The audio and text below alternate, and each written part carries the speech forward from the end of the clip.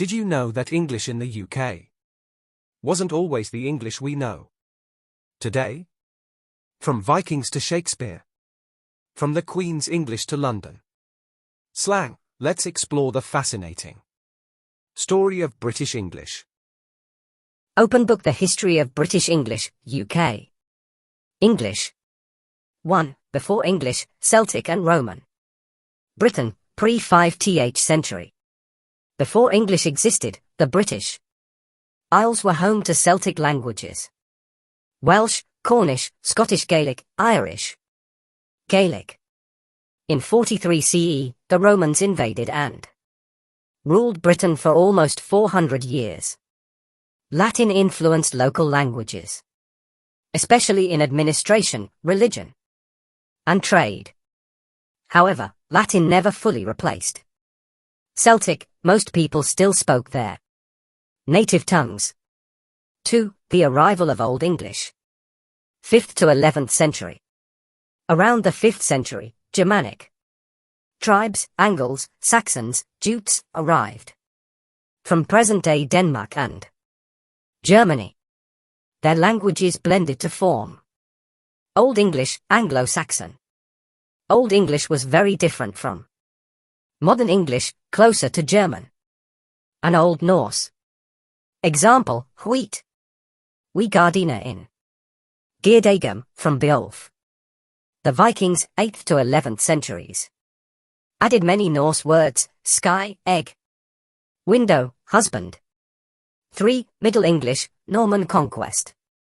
1066 to 1500. In 1066, William the Conqueror, Duke of Normandy, invaded England. French became the language of the elite, law, and government. Latin remained in the church, while common people kept speaking English. English absorbed thousands of French words: justice, government, crown, beef, pork. Middle English emerged, more recognizable but still very different. Example: Chaucer, the Canterbury Tales, one that April with his showers soot. 4. Early modern English, Renaissance. And Shakespeare, 1500 to 1700. The printing press, 1476, William Caxton, standardized spelling and grammar. Renaissance influence brought many Latin and Greek words: biology, democracy, philosophy. Shakespeare, 1564 to 1616, enriched English with creativity, inventing words and idioms still used today. Example: all that glitters is not gold. The King James Bible, 1611, also shaped English style and vocabulary. 5. Modern British English and Empire. 1700 to 1900. By the 18th century, English grammar and dictionaries, Samuel Johnson, 1755, became standardized. Britain's colonial empire spread English globally: North America, Africa, India, Australia, Caribbean. The Industrial Revolution introduced new terms: factory, engine, electricity. Different regional accents within Britain strengthened. Receive pronunciation, RP. Posh accent of education, law, and BBC. Regional varieties: Cockney, London, Scouse, Liverpool, Geordie, Newcastle, Welsh English, Scottish English. 6. The 20th century, media and prestige. Radio, cinema, and BBC television promoted received pronunciation, RP, as the standard British English. RP was associated with education, authority, and prestige, but also with elitism. Working class and regional accents were often stigmatized. Over time, more regional voices gained recognition in media, comedy, and politics. 7. British English today, 21st century. The UK is home to a huge variety of English accents and dialects. RP, Queen's English, BBC English. Still formal, but less common. Estuary English modern accent. Around London and the southeast. Mixing RP and Cockney. Scouse, Brummie, Geordie. Glaswegian, Welsh English strong. Regional accents. British slang and vocabulary differ from American English. Flat equals apartment, lift equals elevator. Lorry equals truck, holiday equals vacation. Multicultural London English, MLE. Influenced by Caribbean, South Asian, and African communities, is shaping the way young people speak. 8. The future of UK English. Regional accents are likely to remain strong, with multicultural varieties, like MLE, spreading nationwide. Globalization and US media influence vocabulary, but British English keeps its own identity. English in the UK continues to symbolize history, diversity, and cultural pride. White heavy checkmark in summary. British English grew from Germanic tribes, was reshaped by Norse and Norman French, standardized by printing and literature, and spread worldwide through empire. Today, it is a patchwork of accents and dialects, from posh RP to multicultural London slang, representing the UK's diversity and history. From Old English poetry to multicultural London slang, British English reflects centuries of history and identity. Which English accent should I explore next? Drop your ideas in the comments below. United Kingdom fire.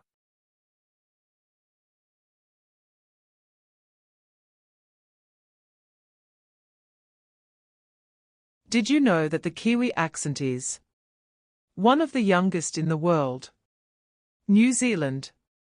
Let's explore how British, Irish, and Maori culture shaped the unique sound of New Zealand English.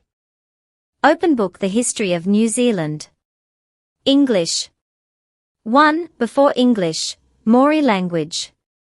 Pre-1769. Long before English arrived, Aotearoa, New Zealand, was home to the Maori people. They spoke Te Reo Maori, a Polynesian language related to Hawaiian and Tahitian. Maori was deeply oral, full of rhythmic chants, songs, waiata, and stories, Wakapapa genealogy. For centuries, Maori was the only language spoken in the land. 2. First contact with English, 1769. 1840. In 1769, Captain James Cook arrived, bringing the first sustained contact between Maori and English speakers. Early contact was mainly through whalers, sealers, and missionaries. Missionaries introduced written language, translating the Bible into Maori. English words entered Maori vocabulary, like hee-ho, for horse. 3. Colonization and the Treaty of Waitangi, 1840 to 1900. In 1840, the Treaty of Waitangi was signed between Maori chiefs and the British Crown, marking formal British colonization. English became the language of law, trade, and governance.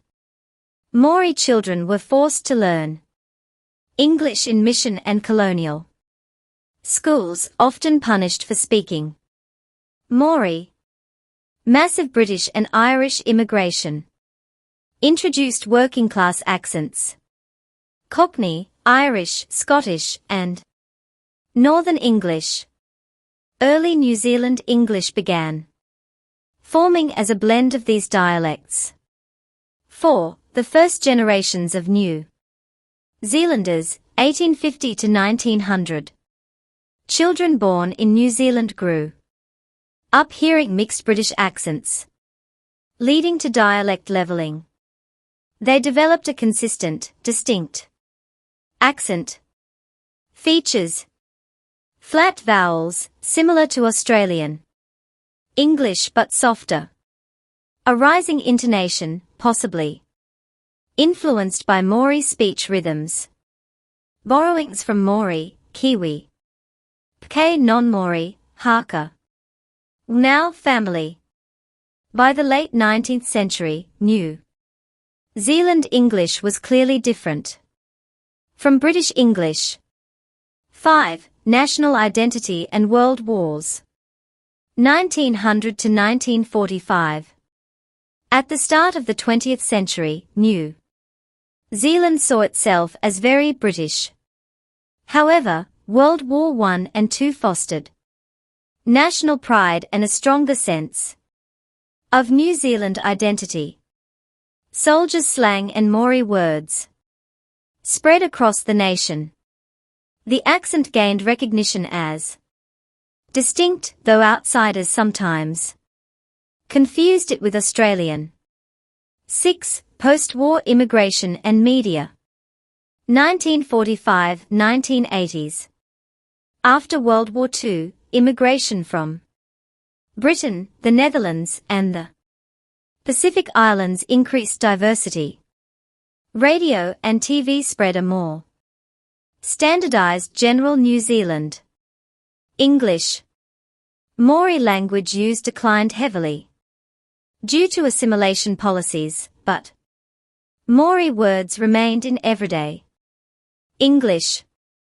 The cultivated NZ English posher, closer to British RP, existed among elites, but general NZ English dominated. 7. Maori Renaissance and modern NZ English, 1980s-2000s. From the 1970s onward, movements revived Te Reo Maori. Maori became an official language. In 1987, New Zealand English incorporated even more Maori vocabulary. Kia ora, hello, thanks. Waka canoe, vehicle. Now family, community. NZ English also developed a globally recognized sound. Short I sounds like you, fish and chips, fush and chups. Flattened vowels and rising intonation. 8. New Zealand English today, 2000. Present. NZ English is now one of the world's most distinctive English varieties. 3 main varieties exist. General NZ English Standard, spoken by most. Maori English influenced by Maori phonology and rhythm. Cultivated NZ English Rare, posh, similar to Old British RP.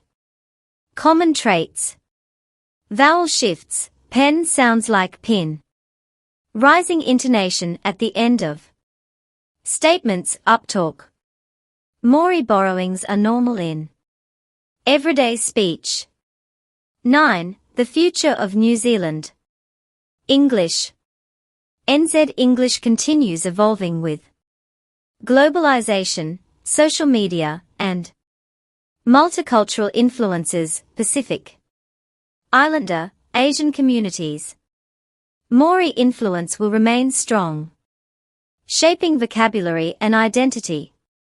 Younger generations embrace Kiwi speak as part of national pride. White heavy checkmark in summary.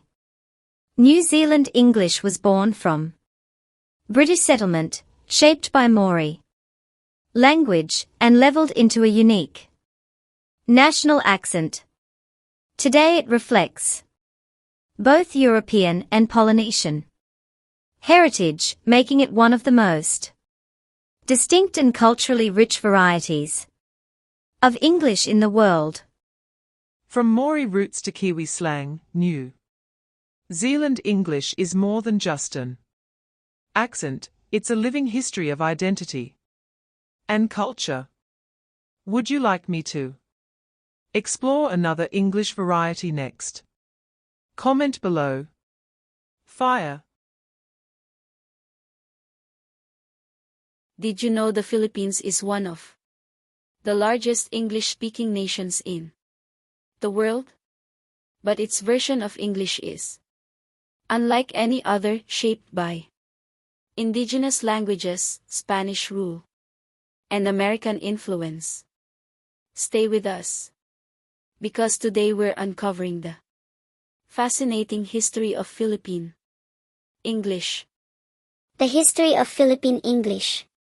1. Before English, indigenous and colonial languages, pre-1898. Before the arrival of English, the Philippines already had more than 170 native languages: Tagalog, Cebuano, Ilocano, Hiligaynon, Bicol, etc. In 1521, the Spaniards arrived and, after more than 300 years of colonization, Spanish became the official language of government, religion, and education. However, Spanish was never spoken by the majority. Only elites, intellectuals, and politicians were fluent in it. Most of the population continued using their native languages. 2. The arrival of English, the American period, 1898 to 1946.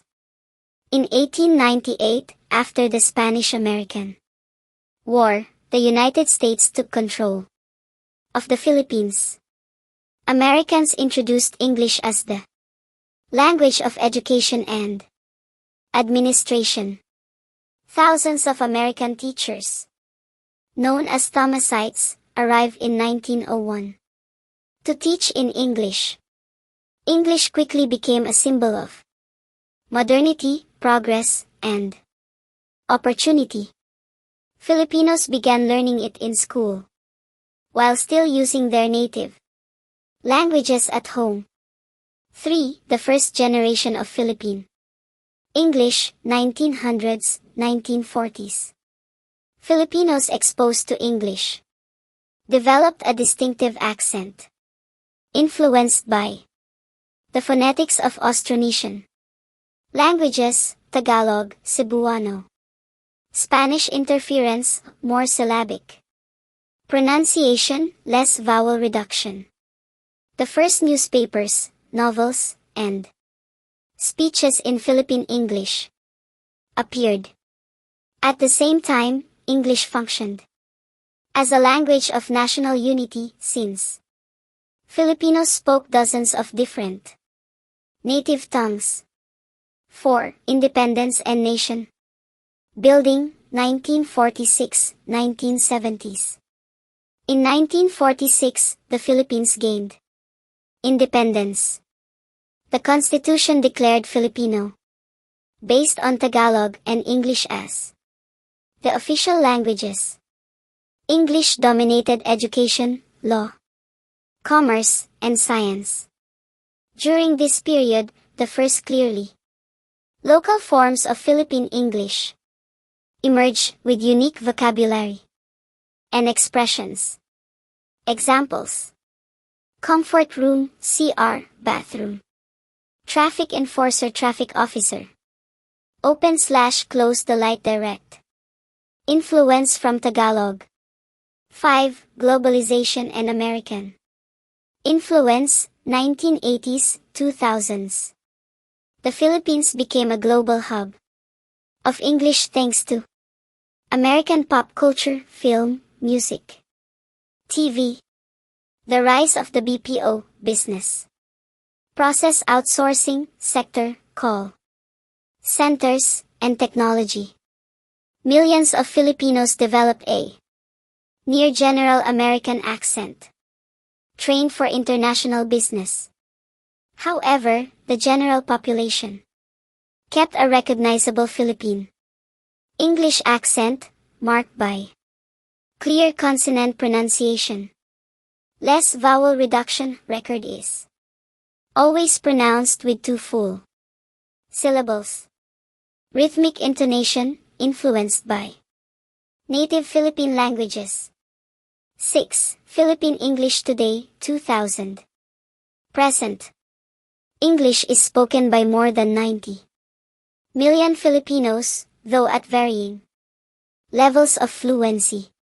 The Philippines is considered the third largest English-speaking country in the world after the US and India. Different varieties exist. Neutral Americanized English, call centers, professionals. Philippine English, academic, cultural, everyday use. Code switching / Taglish, mix of Tagalog plus English in the same sentence. Example of Taglish, I'll go to the mall na, it's near our house slang. For Filipinos, English is no longer just a colonial inheritance but also a tool of national pride and global connection. 7. The future of Philippine English. With the rise of YouTube, TikTok, and online gaming, young people are mixing English with local languages in new creative ways. Philippine English is expected to continue strengthening as a legitimate variety of English, internationally recognized. The Philippines will remain a key global hub for English teaching and communication industries. White heavy check mark in summary. Philippine English was born from American colonization, shaped by local languages and Spanish heritage, and grew into one of the world's most widely spoken and unique English varieties. Today, it reflects the Philippines' history, identity, and role as a global hub of English communication. Now you know the full story of Philippine English, from colonial times to call centers, from Taglish to global business. If you enjoyed this journey, don't forget to like the video. Subscribe for more stories about language and culture, and share this with someone who loves accents. See you in the next one. Did you know that in Hong Kong, people say add oil in English? Hong Kong is Air China. Let's explore how Cantonese, British influence, and global culture created one of the most unique varieties of English in the world. Open book. The history of Hong Kong. English. 1. Before English, Cantonese and Chinese influence, pre-1842. Before British rule, Hong Kong was culturally and linguistically part of southern China. The dominant language was Cantonese, alongside other southern Chinese dialects. Written communication relied on Classical Chinese, while Cantonese was the spoken norm. No presence of English until the mid-19th century. 2. The arrival of English, British colonial rule, 1842 to 1941. In 1842, after the First Opium War, Britain took control of Hong Kong. English became the official language of administration, trade, and law. Cantonese, however, remained the language of the local majority. Missionary schools introduced English medium education, mostly for elites. Early Hong Kong English developed as a contact language between British officials, traders, and Cantonese-speaking locals. 3. Early Hong Kong English, 19th century, 1930s. A distinct form of Hong Kong Pidgin English emerged, mainly for trade and daily interactions. Example, you go bring chop chop. Meaning, bring it quickly. Although considered broken. English by colonials, it played a vital role in communication. Gradually, educated locals began adopting standard British English, influenced by colonial administration and schooling.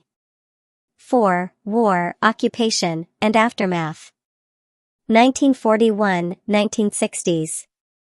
During World War II, Hong Kong was occupied by Japan, 1941 to 1945. After Britain regained control, English and Cantonese resumed their roles. English equals law, education, government, elite society. Cantonese equals everyday speech, popular culture. This bilingual structure defined Hong Kong's linguistic identity. 5. The rise of Hong Kong English. 1970s, 1990s. Massive expansion of English medium schools. English became a symbol of upward mobility, especially for business and international trade. A localized variety of English emerged. Pronunciation influenced by Cantonese, e.g., L and R. Confusion, final consonant. Simplification. Direct translations from Cantonese.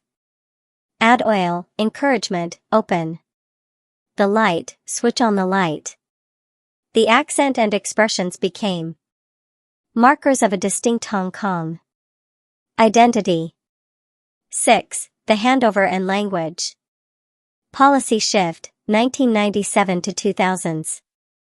In 1997, Hong Kong was handed back to China as a special administrative region, SAR. Language policies changed.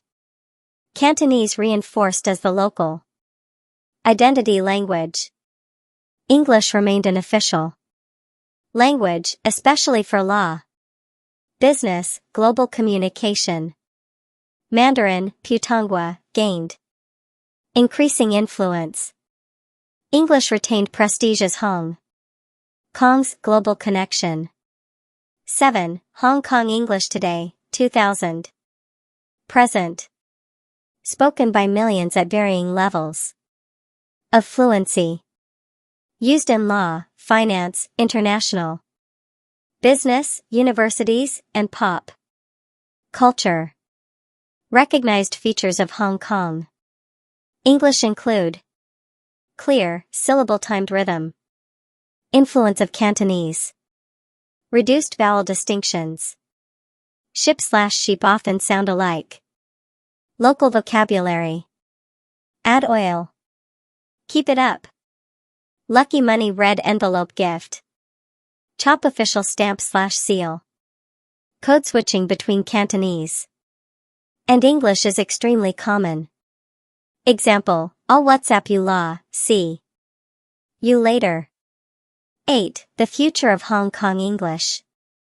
English remains vital for Hong Kong's global business hub status. Pressure from Mandarin will continue, but English will not disappear. Likely trends. Strengthening of localized Hong Kong English as a recognized variety. Growing influence of youth slang. Internet culture and code switching. White heavy checkmark in summary. Hong Kong English was born out of British colonization, developed through trade and education, and shaped by Cantonese influence. Today, it is a dynamic, hybrid variety that symbolizes Hong Kong's East meets West identity, balancing global English with local Cantonese culture. From colonial trade to TikTok slang, Hong Kong English tells the story of identity, resilience, and global connection. Should I cover the history of another Asian English variety next? Drop your suggestion in the comments. Why does American English sound so different from British English? From the First colonies to Hollywood. Immigration and the rise of global slang. American English has a story like no other. Stay with us as we uncover the full history of how the United States shaped its own accent and changed the way the world speaks English. The history of American English. 1. Before English, indigenous and colonial languages, pre-1600s. Before English, North America was home to hundreds of indigenous languages: Navajo, Cherokee, Lakota, Algonquian, Iroquoian, and many more. Each region had its own linguistic systems, and some sounds later influenced local varieties of English, e.g., loanwords like tomahawk, moccasin, skunk. Early European colonizers brought other languages: Spanish in the Southwest and Florida, French in Louisiana and the Midwest, Dutch in New York, and German, Pennsylvania. At this stage, English was just one of many competing colonial languages. 2. The first English settlers, 1607. 1700.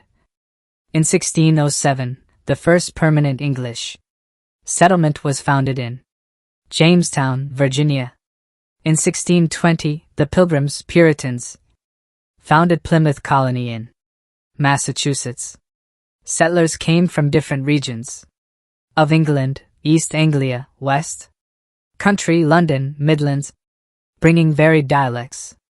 Over time, these blended into early colonial American English. Already, American speech was diverging from British English, partly because of geographic isolation, contact with indigenous and other European languages, new environmental vocabulary, raccoon, hickory, squash. 3.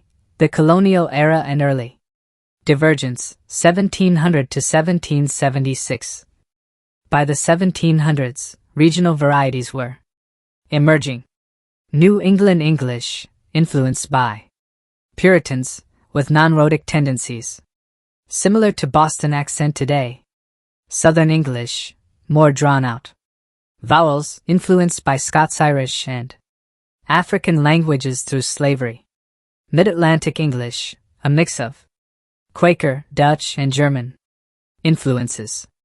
Already, Americans were speaking differently from the British, though not drastically. 4. The Revolution and national identity, 1776 to 1820. The American Revolution, 1776, created not just a new nation, but also a desire for a new identity. Linguist Noah Webster published his dictionaries, first in 1806, then 1828, deliberately altering spelling to make American English distinct. Color, color, center, center. Defense, defense. Pronunciation began diverging more as the U.S. grew in size and isolation from Britain. This period cemented the idea of American English as separate from British English. 5. Westward expansion and regional dialects, 1820 to 1900. As the U.S. expanded west, settlers from different regions carried their dialects with them. Distinct dialect zones formed. New England, non-rhotic, nasal. Midland, Pennsylvania, Ohio. Southern drawl, influence from African American English and Scots. Irish. Western, a newer, more leveled dialect. Contact with Spanish in the Southwest, Texas, California. New Mexico added new words: rodeo, canyon, ranch, Mustang. African American Vernacular English, AV, developed during and after slavery, heavily influencing American music, culture, and slang.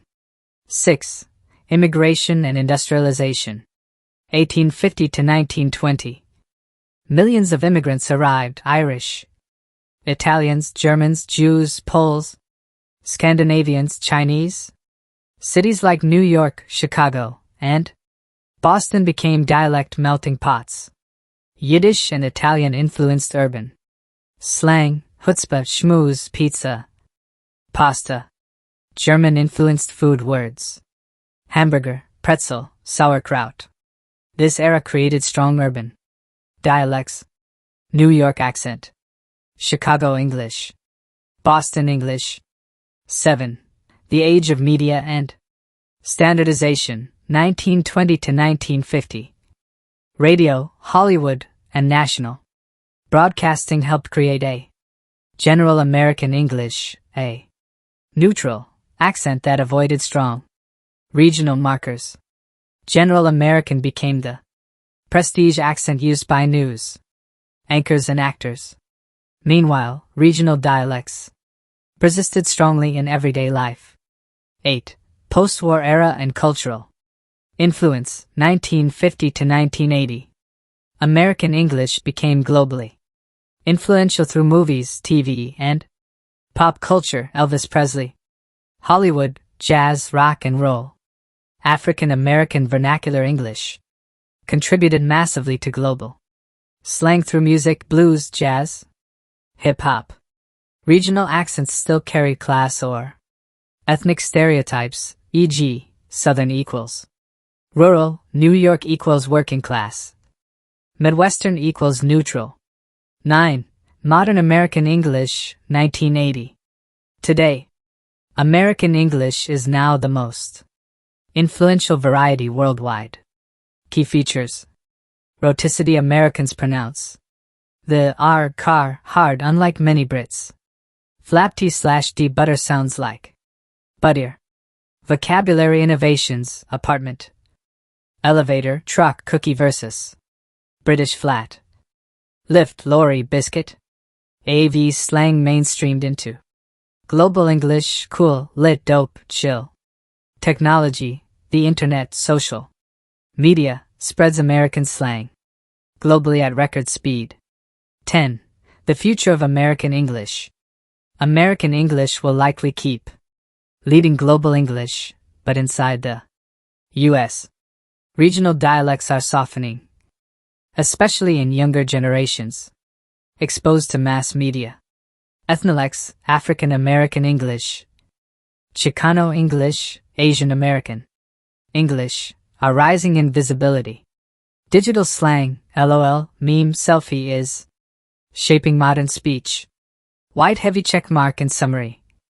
American English started as colonial dialects from Britain diverged through independence and westward expansion, absorbed waves of immigration, and became the dominant global form of English.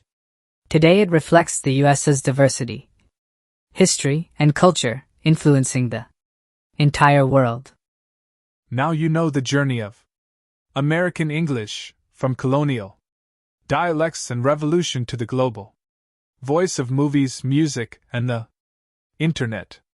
If you enjoyed this deep dive, hit the like button, subscribe for more stories about language and culture, and share this video with someone who loves accents.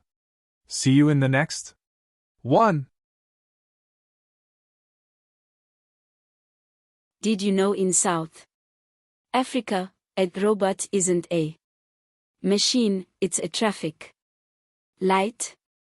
Vertical traffic lights. Stay with me as we uncover the fascinating history of South African English. Open book. The history of Singapore English. 1. Before English, multilingual roots. Pre-1819. Before the arrival of the British, Singapore was already a trading hub in Southeast Asia. Languages spoken included Malay, the regional lingua franca, Hokkien, Cantonese, Teochew, Tamil, Bugis, and Javanese. The island's linguistic diversity set the stage for a highly multilingual society. 2. The arrival of English, British colonial rule, 1819 to 1942. In 1819, Sir Stamford Raffles established Singapore as a British Trading post. English became the language of administration, law, and education. However, the population was mostly Chinese, Malay, and Indian, so English was not widely spoken at home. Schools taught in English, but Chinese dialects, Malay, and Tamil remained strong in daily life.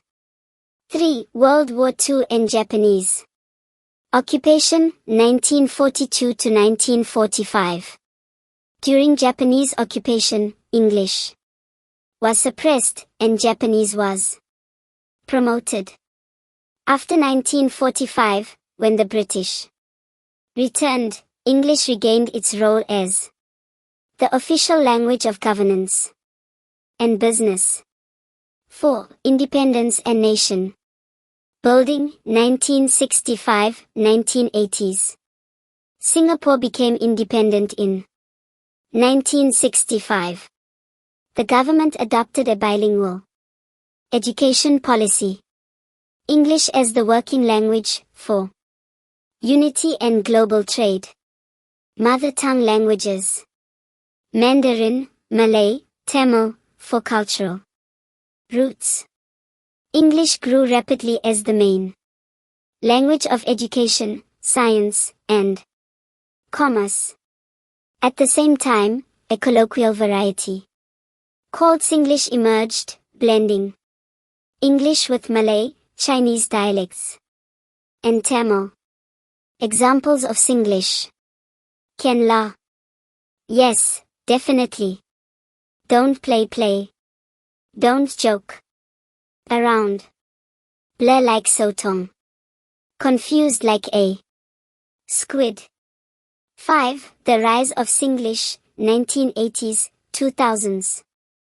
By the 1980s, most Singaporeans spoke English daily. However, Singlish became a cultural identity marker, casual, humorous, and expressive. The government launched the Speak Good English movement 2000 to encourage standard English for business and international reputation. Despite this, Singlish thrived in local media, films, and comedy. 6. Singapore English today, 2000. Present. English is the dominant language. Over 80% of young Singaporeans speak it as their first language. There are two main forms. Standard Singapore English used in schools, media, business. Very close to British English in grammar, but with a local accent. Singlish informal, identity-driven. Mixing English with particles like law, me, or. Examples. Can me? Are you sure it's possible? Don't worry, can settle one. Don't worry, it can be solved. 7. The future of Singapore English. Standard English will remain strong for global trade and education.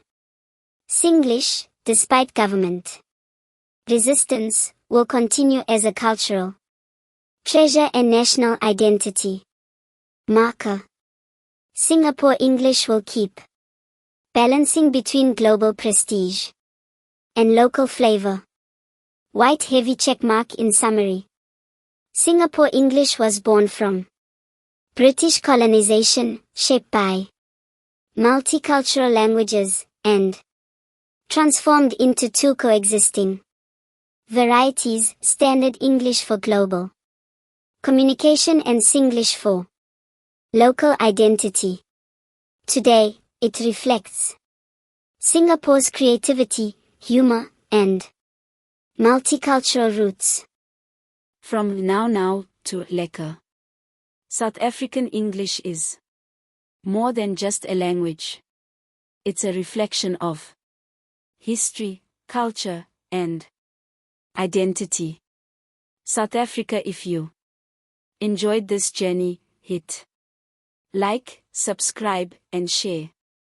it with someone who loves accents and languages. Did you know Tanzania has two official languages, Swahili and English, but uses them in very different ways? Let's explore the unique history of Tanzanian English. Open book: The history of Tanzanian English. 1. Before English. Indigenous and colonial languages, pre-19th century. Before English, Tanzania was home to a huge linguistic diversity. More than 120 languages, mostly from the Bantu family like Sukuma, Achaga, Hea, Gogo, and Nyamwezi, plus Kashitic and Nilotic languages.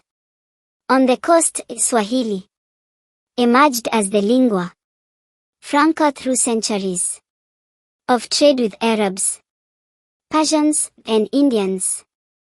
By the 19th century, Swahili was already the dominant bridge language across East Africa. 2. German colonization. 1880s-1919.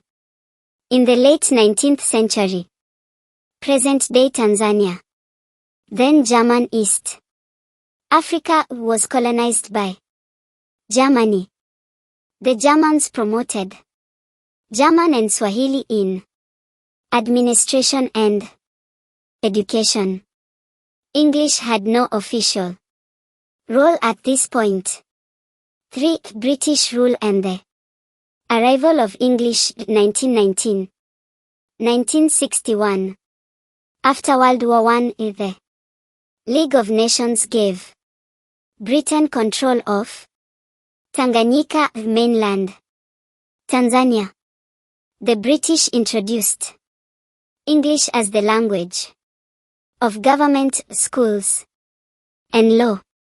Swahili remained strong among the people, but English became associated with education, power, and colonial administration. 4. Independence and language policy. 1961. 1980s. Tanzania gained independence in 1961. Tanganyika in 1964. Zanzibar, forming the United Republic of Tanzania. Under President Julius Nyerere, Swahili was promoted as the national and unifying language, is symbol of African identity and socialism, Ujima. However, English was kept as the official language of higher education, business and commerce, international diplomacy. This dual system, Swahili plus English, still defines Tanzania today. 5. The rise of Tanzanian English. 1980s-2000s. As Tanzanians used English alongside Swahili, a distinct Tanzanian English accent emerged, influenced by local phonetics, clear pronunciation of vowels, less reduction than in British/American English, rhythmic intonation influenced by Swahili, unique expressions mixing English and Swahili. Examples: to take tea, a common East African expression for having a meal. Close the lights.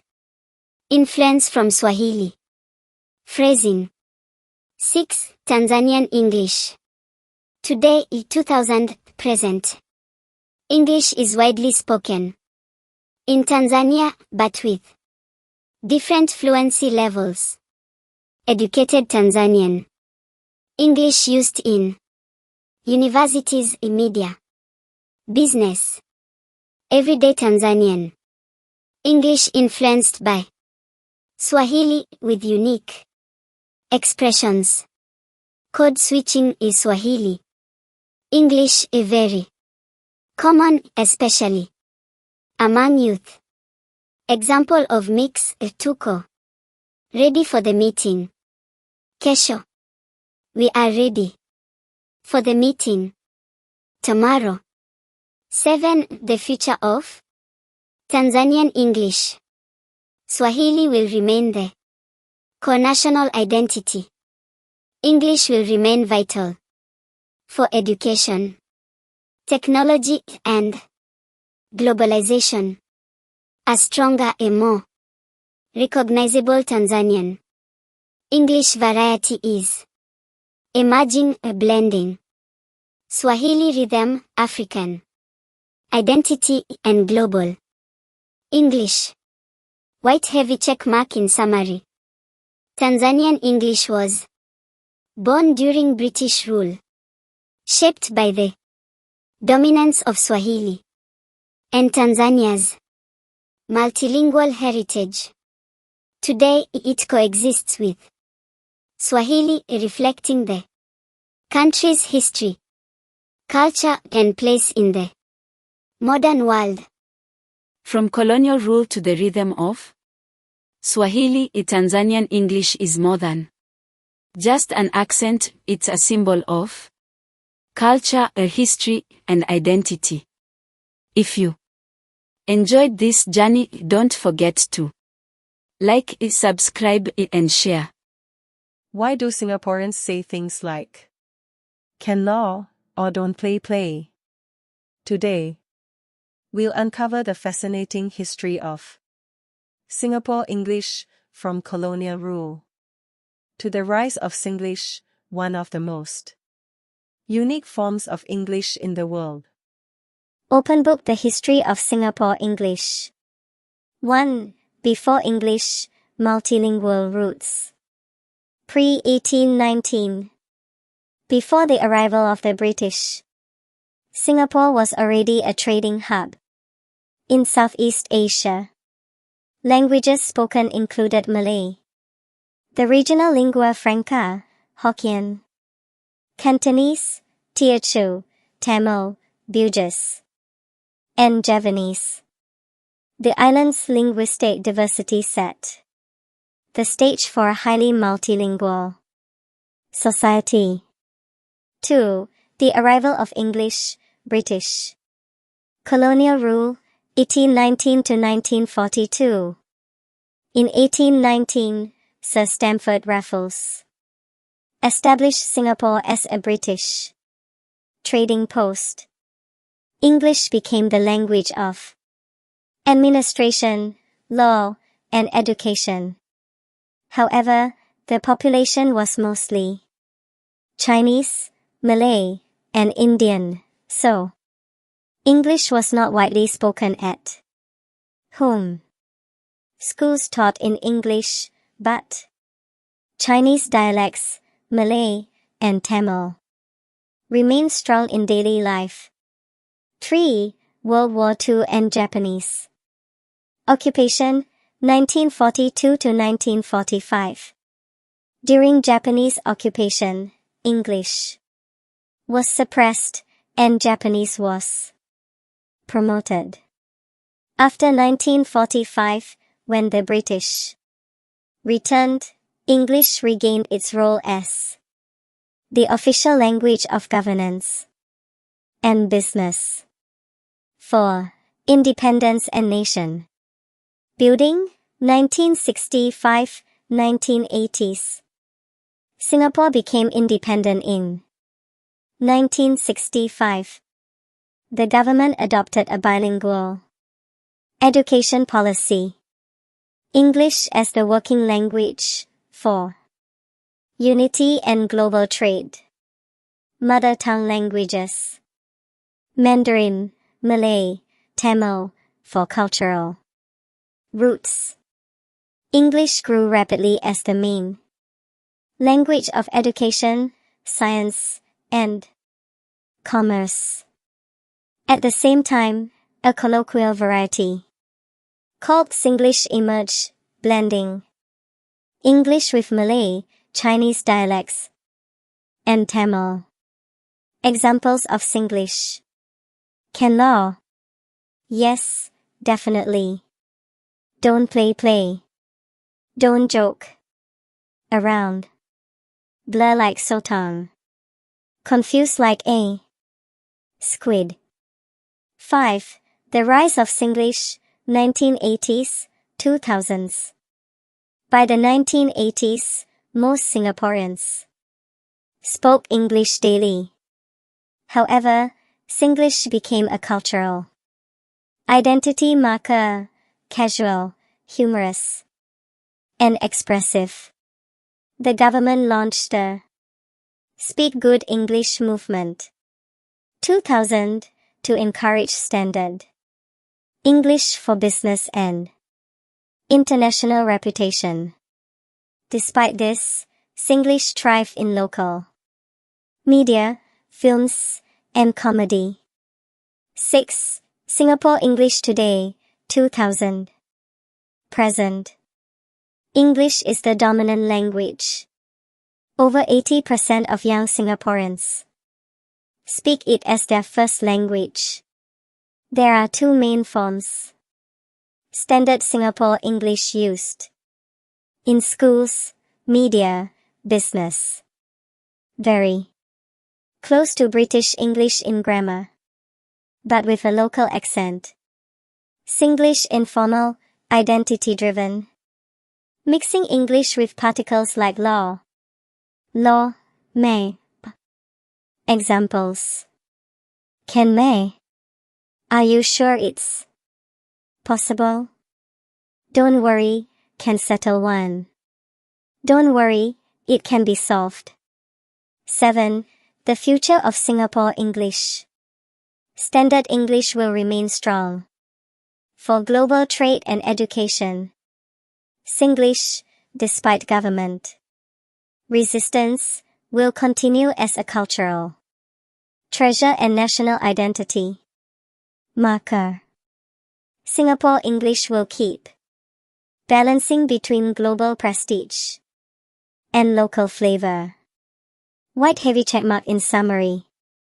Singapore English was born from British colonization, shaped by multicultural languages, and transformed into two coexisting varieties, Standard English for global communication and Singlish for local identity.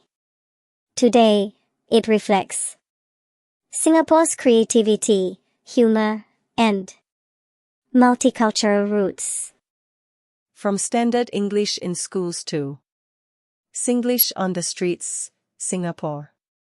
English is more than just a language. It's culture, identity, and pride. Which English variety should we explore next? Drop your ideas in the comments, and don't forget to like and subscribe. Steady Law. Singapore Fire. Did you know Kenya speaks one of the most unique varieties of English in the world? Born from British colonization, shaped by Swahili, and transformed by youth slang like Sheng, Kenyan English is more than just a language, it's a story of identity, creativity, and culture. Let's dive into its fascinating history. Open book. The history of Kenyan English. 1. Before English, indigenous languages, pre-19th century. Long before colonization, Kenya was home to an immense linguistic diversity. More than 40 ethnic languages existed, including Kikuyu, Luo, Luya, Kamba, Maasai, Kisiai, and Turkana. These were primarily oral languages, rich in storytelling traditions, proverbs, and rhythmic music.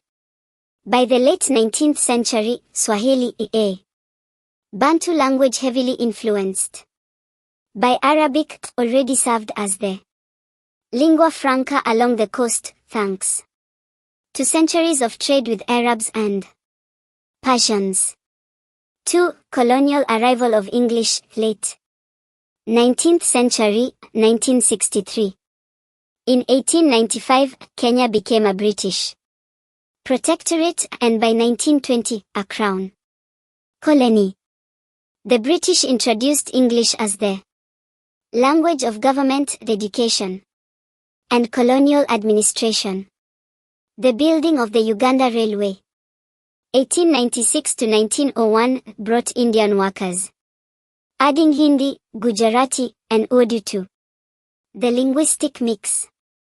English quickly became associated with power, education, and the colonial elite. For most Kenyans, however, English was a foreign imposed language, while Swahili remained the practical medium of interethnic communication. 3. The rise of Kenyan English in 1900s. 1960s. In missionary schools, children learned English, but their local phonetics influenced their speech. Kenyan English developed clear syllable pronunciation and less vowel reduction than in British or American English. Unique expressions began to appear. To take tea, a reflecting cultural tea drinking rituals. To know English, meaning to be educated. During the Mau Mau independence struggle, 1950s, English was also used as a political tool of resistance to articulate demands against British rule. 4. Independence and nation building, 1963-1980s. Kenya gained independence in 1963.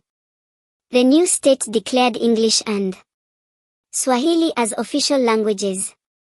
English government, education, law, business. Swahili national unity and African identity. Out of this, a distinct Kenyan English variety emerged. Clear, rhythmic pronunciation. Frequent use of Swahili or local language words. Example, I am going to the market. Isai anataka. Mixing English plus Swahili, if you want. 5. Globalization and the spread of Kenyan English, 1990s, 2000s. Global media, BBC, CNN. Nollywood, Bollywood exposed Kenyans to international English. Yet, Kenyan English kept its personality. Vocabulary, pole, slowly. Harambee, collective effort. Matatu, minibus. Grammar, emphasis by repetition. Small equals a little bit.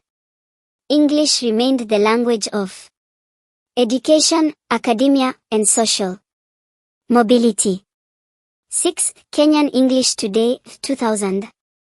Present. English is widely spoken, though with varying fluency. 3 main varieties coexist. Educated Kenyan English formal. Used in universities, media, diplomacy. Popular Kenyan English everyday. Mix of English with Swahili and local languages. Shenyouth urban slang, a fast evolving blend of English, Swahili, and indigenous languages.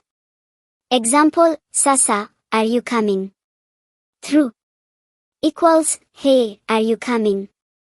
Kenyan English now reflects youth, creativity, and multiculturalism. 7. The future of Kenyan English. Likely to strengthen as a unique African variety of English. Shang will continue shaping music, media, and pop culture. English plus Swahili will remain the official languages, but Kenyan English will keep serving as a marker of modern identity. White heavy check mark in summary. Kenyan English was born from British colonization, shaped by Swahili and dozens of indigenous languages, and transformed after independence into a proud national variety. Today, it reflects Kenya's diversity, creativity, and global role. From classrooms and parliaments to Nairobi's streets full of sheng slang. Now you know how Irish English grew. From Gaelic roots, colonial history, and cultural resilience into one of the most distinctive accents in the world. If you enjoyed this journey, don't forget to like it, subscribe, and share this video for more amazing stories about world accents. Slaint, see you in the next one. Did you know Nigeria is the largest English-speaking country in Africa? Nigeria. Today we'll explore the amazing history of Nigerian English, from colonial times to pidgin slang and Afrobeats culture. Stay with me. Open book: The history of Nigerian English. 1. Before English, indigenous languages, pre-19th century. Long before English arrived, Nigeria was, and still is, one of the most linguistically diverse countries in the world. Over 500 indigenous languages are spoken, including Yoruba, Igbo, Hausa, Kanuri, Tiv, Edo, and many others. These languages had rich oral traditions, storytelling, proverbs, praise poetry, and song. Hausa served as a lingua franca in the north due to trade with Arabs, while Yoruba and Igbo dominated the west and east. Arabic also entered the region through Islam and Quranic schools. At this stage, English had no presence. 2. Colonial arrival of English, 19th century, 1960. In the early 1800s, British traders, missionaries, and colonial administrators brought English to Nigeria. By 1861, Lagos became a British colony, and Nigeria was gradually consolidated under British control. English was introduced as the language of government, education, and religion, especially by Christian missionaries. Mission schools taught in English, creating an elite educated class. For most Nigerians, English was a foreign and elite language, used mainly in colonial administration and by urban elites. 3. The rise of Nigerian English and Pidgin, 1900s, 1960s. As English spread, Nigerians began shaping it with their own rhythms, tones, and expressions. Nigerian Pidgin English emerged in the ports and trade centers, a simplified form of English mixed with Portuguese words, Hausa, Yoruba, and Igbo. Example: how you dey equals how are you. I dey camp equals I'm fine/strong. This pidgin became a language of unity across Nigeria's many ethnic groups. Educated Nigerians spoke a more formal Nigerian Standard English, influenced by British English but with Nigerian phonetics. 4. Independence and national identity, 1960-1980s. Nigeria gained independence in 1960. English was declared the official language, chosen because it was neutral and avoided ethnic favoritism. It became the language of government and law, education and universities, media and literature. Nigerian writers like Chinua Achebe and Wole Soyinka used English but infused it with Nigerian idioms, proverbs, and imagery, giving rise to Nigerian literature in English. Pidgin English continued to grow in popularity as the language of the streets, music, and daily conversation. 5. Globalization and pop culture. 1990s, 2000s. With Nollywood films, Afrobeats, music, and radio, Nigerian English and Pidgin spread across Africa. Nigerian English developed distinctive features. Clear syllable pronunciation, less vowel reduction than British/American English. Rising and falling intonation. Influenced by tonal languages. Direct translations from local languages. He is my junior brother instead of younger brother. Pidgin English became even more influential, used in comedy, films, and hip-hop culture. 6. Nigerian English today, 2000. Present. Nigeria is now the largest English-speaking country in Africa, with over 120 million speakers. 3 main varieties coexist. Nigerian Standard English taught in schools, used in media, government, and business. Popular Nigerian English everyday speech with local expressions and accents. Nigerian Pidgin lingua franca of markets, music, social media, and youth culture. Examples of Nigerian English and Pidgin phrases. Wahala equals problem/trouble. No wahala equals no problem. Abeg equals please. I dey go house equals I'm going home. Nigerian music stars like Burna Boy, Wizkid, Davido popularized Nigerian Pidgin worldwide. 7. The future of Nigerian English. Nigerian English and Pidgin will continue to grow, blending with slang, social media, and global pop culture. Pidgin is gaining recognition as a legitimate language, used even in radio and news. Nigeria's young population, over 60% under 25, is shaping a vibrant, playful, and globalized English variety. White heavy checkmark in summary. Nigerian English was born from colonization, shaped by hundreds of local languages, and transformed into a powerful tool of unity and culture.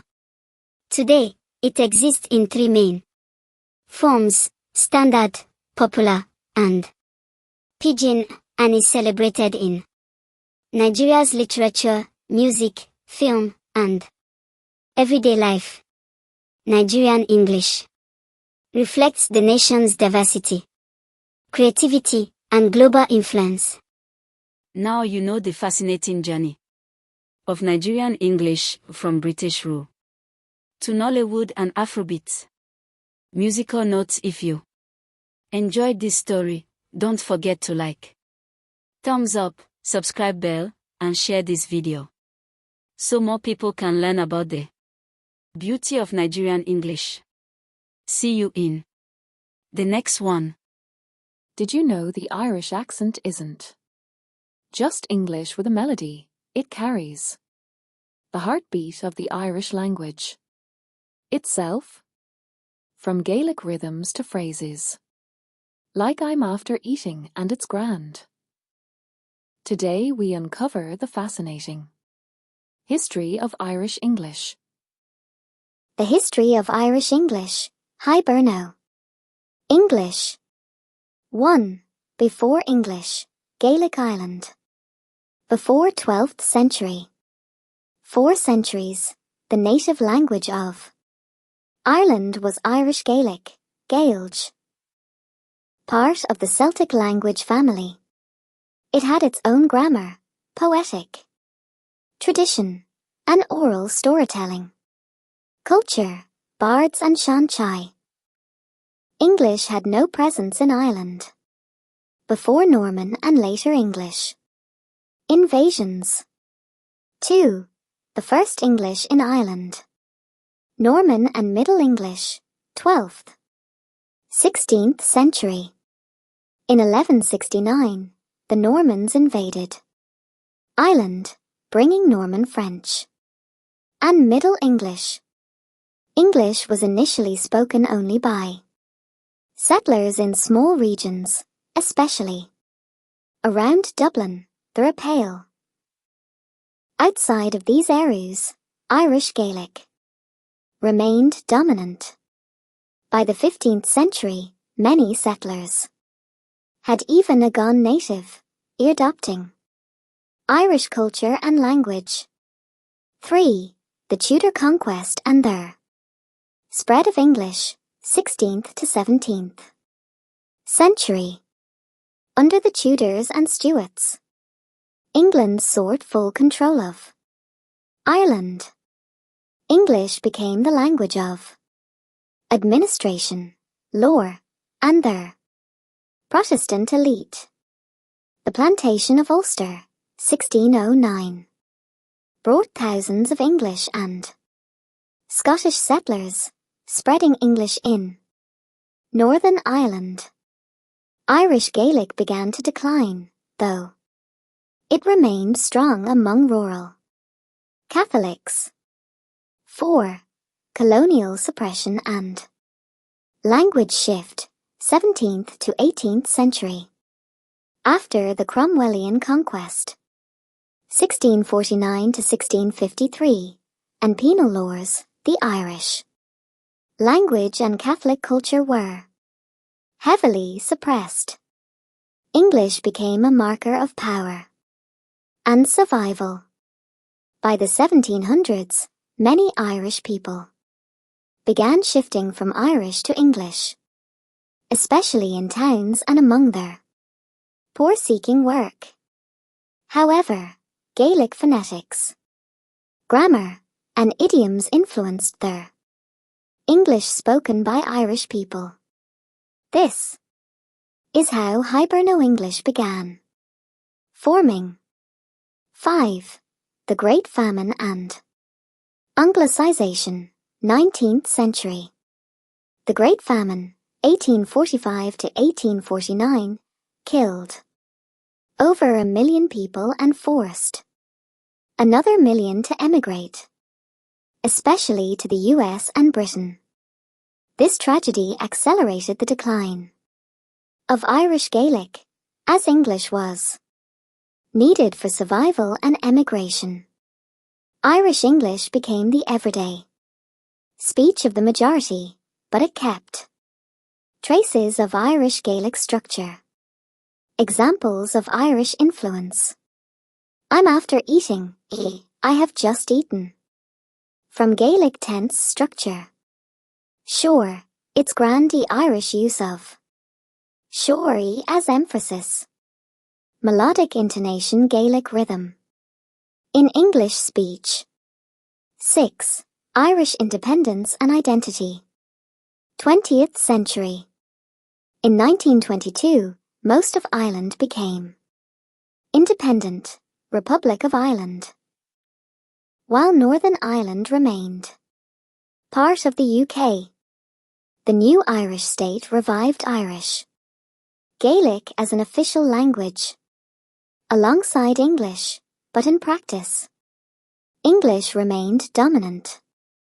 Irish English developed distinctive regional accents. Dublin English, urban, modern.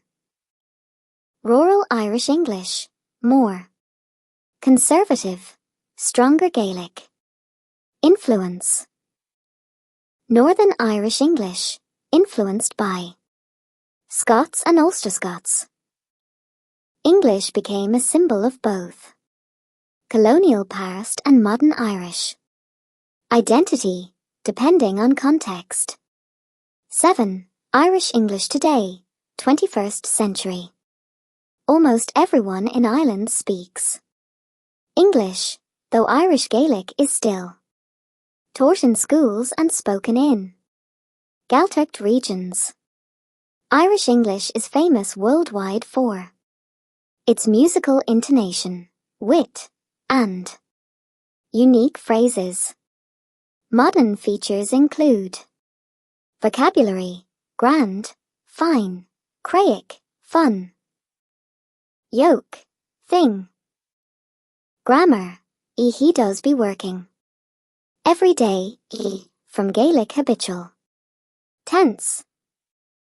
Rising intonation in statements. Giving a friendly, questioning feel. 8. The global influence of Irish. English. Millions of Irish emigrants carried their accent to the US, Canada, Australia, and Britain. Irish English influenced American English slang and pronunciation, especially in Boston and New York.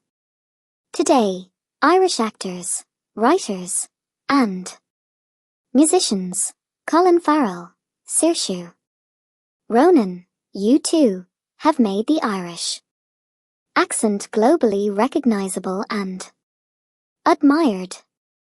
9. The future of Irish English. Irish English will remain dominant, though regional varieties may level. Due to media and globalization, Irish Gaelic will likely survive in education and cultural pride, continuing to shape Irish English. Expressions. The Hiberno-English accent is now a celebrated marker of Irish identity. Humorous, musical, and distinct from both British and American English. White heavy check mark in summary. Irish English was born from centuries of colonization, language suppression, and cultural survival. Influenced by Gaelic grammar and rhythm, it became one of the most distinctive varieties of English in their world. Today, it reflects both Ireland's painful history and its vibrant, global cultural identity. Now you know how Irish English grew. From Gaelic roots, colonial history, and cultural resilience into one of the most distinctive accents in the world. If you enjoyed this journey, don't forget to like, subscribe, and share this video for more amazing stories about world accents. Slaint, see you in the next one. Did you know Canadian English isn't fully British or fully American, but something completely unique? In this video, we'll explore the fascinating history of Canadian English, from Indigenous languages and French rivalry to loyalists, immigration, and the accent we hear today. Stay tuned, because this story might surprise you. The history of Canadian English. 1. Before English, Indigenous languages, pre-1600s. Much before English or French arrived, the land we now call Canada was home to hundreds of Indigenous nations. They spoke over 60 distinct language families, including Cree, Ojibwe, Mohawk, Inuktitut, and many more. These languages shape the landscape many Canadian place names, Toronto, Ottawa, Manitoba, Saskatchewan, come directly from Indigenous words. Indigenous rhythms and sounds later influenced certain Indigenous varieties of English, sometimes called Aboriginal English or First Nations English dialects. At this stage, English was absent. 2. The first waves of English, 1600s. 1759. The first Europeans to settle were the French, early 1600s, in Quebec. English came later, mainly with British colonists in Newfoundland and the Maritimes. Newfoundland English, still distinct today, has strong roots in West Country English and Irish English. For a long time, French dominated Much of Canada, while English was stronger in certain coastal colonies. 3. The British conquest and English expansion, 1759 to 1800. In 1759, after the Battle of the Plains of Abraham, Britain defeated France and took control of New France, Quebec. English became the language of government and power. Still, French persisted in Quebec, creating Canada's bilingual foundation. British settlers, especially from Scotland, Ireland, and England, brought their dialects. By the end of the 18th century, English was firmly established alongside French.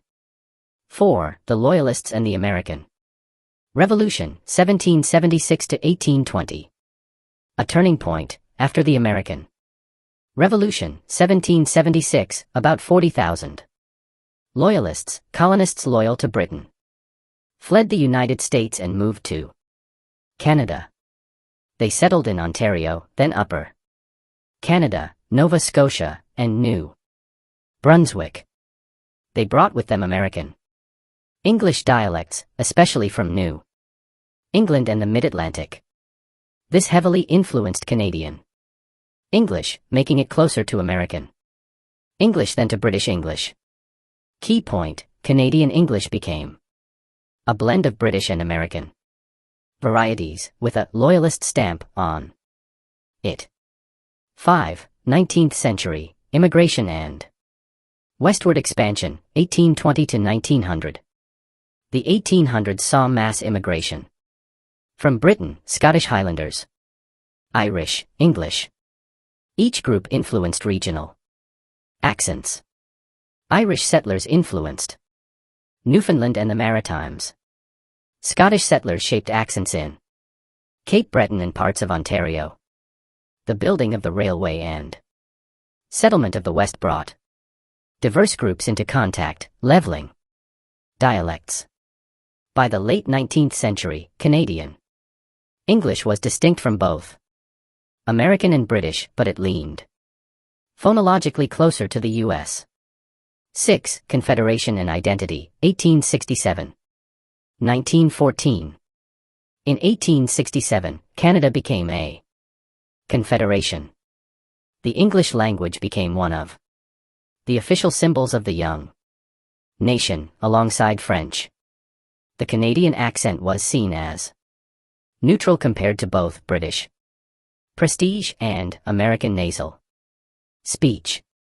Newspapers, schools, and later the CBC, Canadian Broadcasting Corporation, worked to standardize Canadian English spelling and pronunciation. 7. World Wars and Cultural Shift. 1914 to 1945. Canada fought alongside Britain in both World Wars. This reinforced cultural and linguistic ties with Britain. However, because of constant proximity to the U.S., Canadian English continued absorbing Americanisms in pronunciation and vocabulary. Canadian spelling settled as a hybrid system. British spellings, color, center, check. American spellings, tire, program, analyze. By WWII's end, Canadian English was widely recognized as its own variety. 8. The rise of Canadian English. Identity, 1945 to 1980. After World War II, immigration diversified. Italians, Germans, Ukrainians, Chinese. English remained dominant outside Quebec, but became increasingly multicultural. The CBC and Canadian Publishing promoted a standard form of Canadian English, which linguists call Standard Canadian English. Meanwhile, distinct accents persisted. Newfoundland English, Irish influenced. Maritime English, Nova Scotia, New Brunswick. Prairie English, influenced by German, Ukrainian. Inland Canadian English, Ontario. Prairies, BC. The Standard 9. Canadian English in the Global Era. 1980, today. Canadian English today is characterized by Canadian raising vowels in about. Sound like a boat, house like. Hose. A discourse marker at the end of sentences, nice day, Tendency towards American pronunciation, but with uniquely Canadian vowel shifts. Hybrid spelling, British plus American. Mix. Media influence, Canadian actors often sound neutral, Ryan Reynolds, Keanu Reeves, Rachel McAdams, because Canadian English is often mistaken for accentless North American English. However, regional identities remain strong, especially in Newfoundland, the Maritimes, and Indigenous English varieties. 10. The future of Canadian English. With growing immigration from Asia, Africa, and the Middle East, new multicultural varieties of English are emerging in Canadian cities. Toronto English, Vancouver English. French remains strong in Quebec, meaning Canada will likely remain bilingual. Canadian English may continue to be perceived internationally as a neutral North American English, but linguists predict stronger regional distinctions in multicultural urban centers. White heavy checkmark in summary. Canadian English is the product of Indigenous roots, French rivalry, Loyalist migrations, British and Irish influence, American proximity, and multicultural immigration. It is neither fully British nor fully American, but a unique hybrid, reflecting Canada's history, geography, and identity. Now you know the story of the Australian English accent, a voice shaped by history, identity, and culture. If you enjoyed this journey, don't forget to like the video, subscribe for more stories about language and culture, and share it with a friend who loves accents as much as you do. See you in the next video. Have you ever wondered why Australians sound so unique when they speak English? Today, we'll uncover the fascinating journey of the Australian accent, from the first convicts and soldiers to the global voice we recognize today. Stay with us, because you're about to discover the full story behind one of the world's most distinctive accents. The history of the Australian English accent. 1. Before English, Aboriginal languages, 40,000 years ago, 1788. Long before British colonisation, Australia was home to Aboriginal peoples for tens of thousands of years. They spoke over 250 distinct languages and many dialects. These were oral languages, with rhythmic and melodic patterns.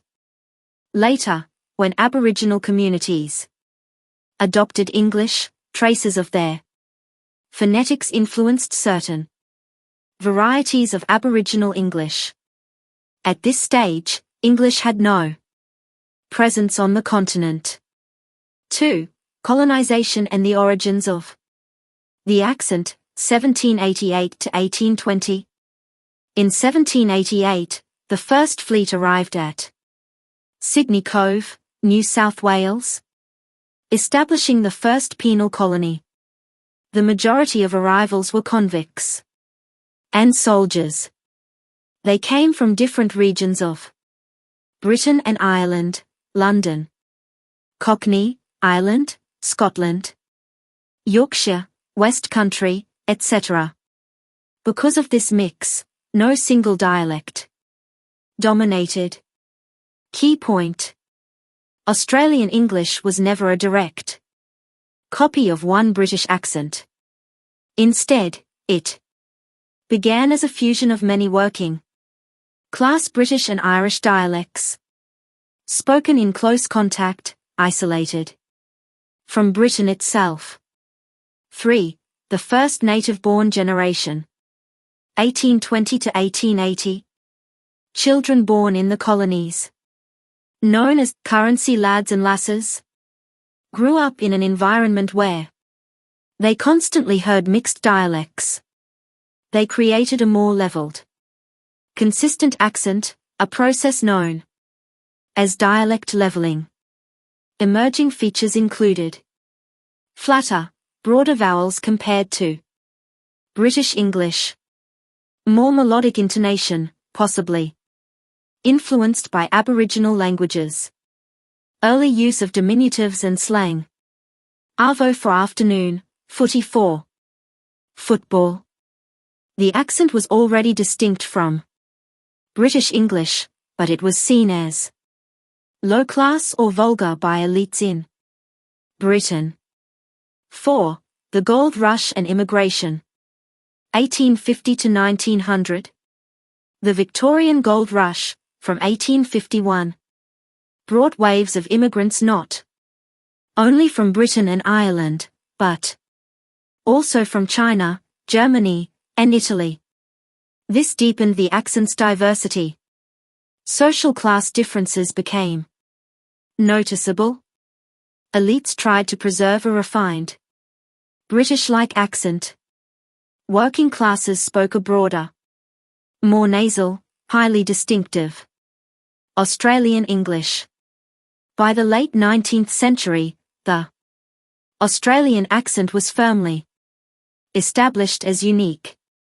5. Federation and national identity. 1901 to 1945. In 1901, Australia federated, becoming a nation independent from Britain, while remaining under the Crown. English was the national language, but Australians began to recognise their speech as uniquely their own. Linguists identified three main varieties of Australian English: Broad Australian, strong, rural, working class, later associated with Crocodile Dundee; General Australian, middle ground, spoken by most Australians; Cultivated Australian, closer to posh British received pronunciation. RP, used by elites, politicians, and in law. Example: opera singer Dame Nellie Melba spoke with a cultivated accent, while bush workers spoke broad Australian. 6. Post-war immigration and mass media, 1945 to 1980.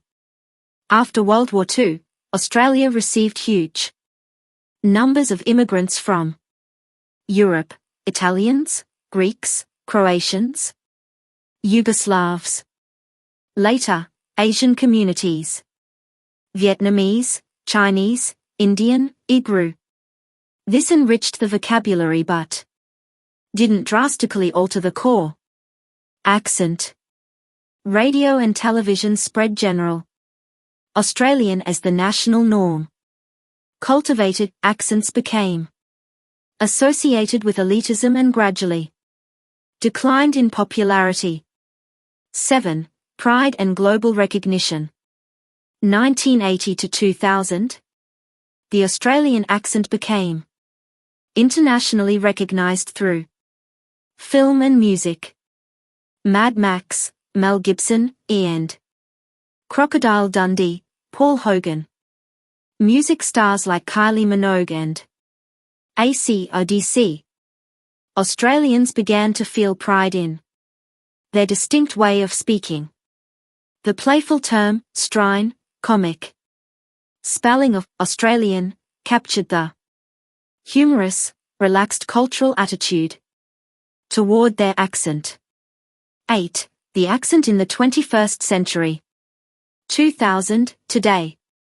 Today, general Australian dominates, with broad Australian surviving, mainly in rural areas, and cultivated Australian nearly extinct.